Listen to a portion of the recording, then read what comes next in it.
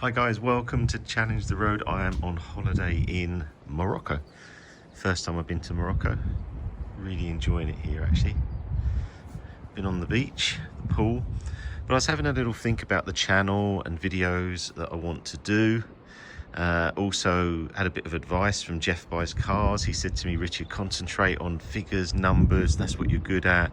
We love your videos on your new daily driver. So I'm out here just researching what videos to do, what the plan is going forward, if there is a plan. I don't think there is, but I was having to think about it and I thought, right, electric car values. Now, I've spoke about this a lot.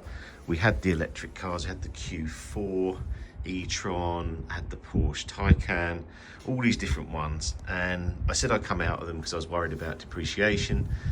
Actually done okay. The Q4 E-Tron, I think I paid 50 odd, sold it 48. The Taycan, I think we lost about 3,000 in the end. Now, I've said don't buy a new one. I have got to review the Macan Porsche that my friends bought, brand new. I'm going to swap with a GT3 RS, not sure that's a good swap for me.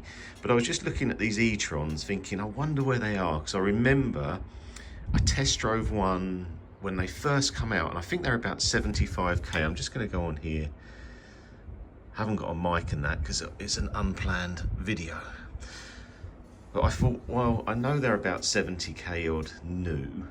And I drove one and I thought, oh, it's just a little bit big for me. And I'll go through my process because all I want to do with cars is look at depreciation.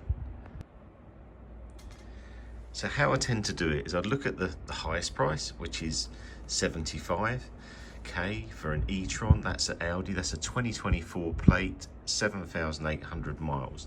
Then I go on Auto Trader and I go to the lowest price, and this is how I'd look at all the cars I buy.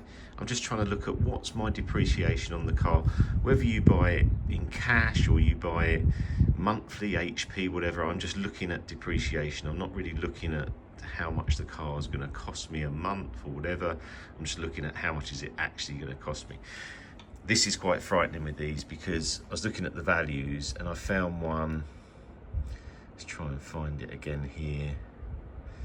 And I think it was, maybe it's come off since last night, but let's just look at one here. So a 2021 is 16,490.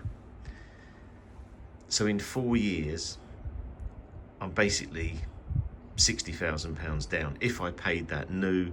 If we're not talking about company car tax breaks. I know people who go, oh Richard, but yeah, you get 25% off. Well, the private individual doesn't. They buy the car at a price, and yeah, maybe you could get the cars a bit cheaper, but you've got to remember that when these come out, these electric cars were premium. I mean, I remember being offered, when I bought the Q4, I think it was £1,000 over list, which is crazy thinking about it now. So that's how I look at the cars. So I would think, right, £60,000 depreciation over 3 years, I'd probably come in at this type of price. But then I've got to think mileage. That's a 68,000 mile car. There's, what's this one here? This is 10,000 mile. So, but that's a Q4. Let's have a look. E-Tron 55, 62. So now what I'm trying to do is think, well, what could I come in at a good price with not too many miles? Okay, 17k, 32,000 miles. That's the type of one I'd be looking at because it's still low mileage, could get a warranty, 17k. Now, you're not going to save 60,000 in using home charging on these vehicles, telling you that now. And also, when you get a home charger, it's probably 700 quid to put in anyway. But these, are they value? Would I buy one? I've got the M3 Touring coming. I've gone back to petrol. I do like the idea of these, but I'll show you the one I've been looking at. I've been looking at this one on holiday.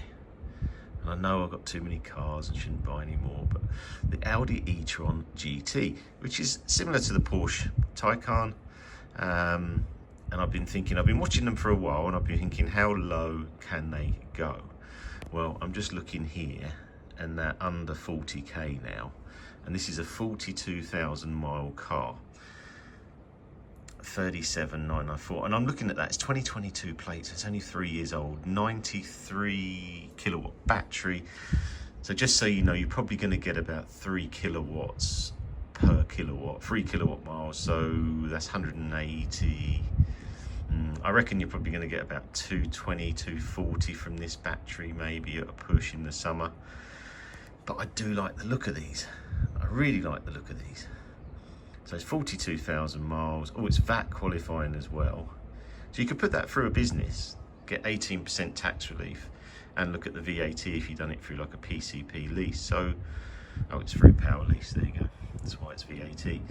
These are a lot of car. I like these, but again, I see that halving. I see that being under 20k in another 2 or 3 years. So I've got to think, what's the depreciation? Because is there a bottom on an electric car? I'm not sure. Is there, you know, I know some of the Porsche Taycans have leveled off a bit, but what's the bottom? So on these E-Trons, I go back to the Q4 that I had before. Tell the truth, it's quite a bumpy ride. And I said I was in at sort of 50, selling at 48, but these are down, what, 22, 23, that's 20,000 miles, 23. So I sort of think, well, is that good value? But then maybe, but I just, what the, you know, but where are they going to be? Are they going to be 10? Are they going to be 8?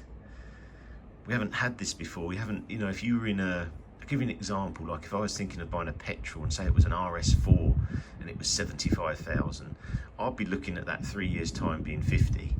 We're now looking at cars being 23 lower, or even, you know, that Audi, let's go back to that Audi actually, the GT, because that's quite interesting, because we done low to high, but let's do high to low.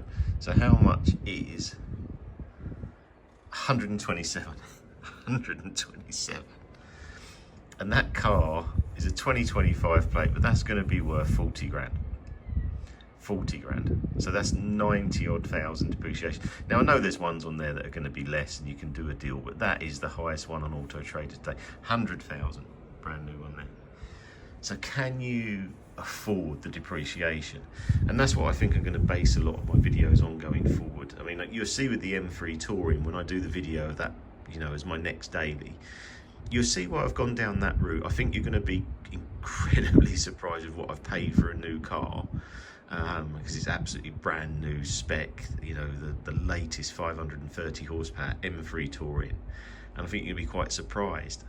I'm also quite interested in going back to petrol, how much it really cost in real terms, because we were going to have to put in 2 new, you know, chargers, because obviously my daughter's learning to drive, my wife's got the hybrid, so I was thinking, well, I haven't got a charging point, and I might as well just go back to petrol. And you know, how many houses can have 2, 3, 4 charging points at their home? They probably can't. Then you're fighting for the charger, which is just crazy.